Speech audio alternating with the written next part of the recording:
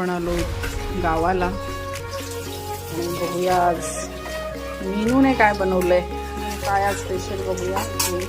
झाकण ठेवलेले दिसते, झाकणाखाली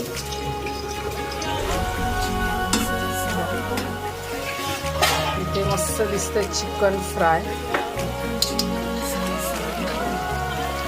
चिकन फ्राय दिसतंय आणि इथे आपल्याला दिसतंय पुरीचं कालवण केलंय, मस्त छान दिसतंय.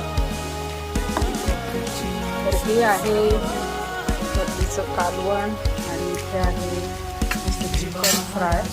आणि आता इथे मस्त जेवायला आहे आपला वालाचा भात आहे मस्त इथे.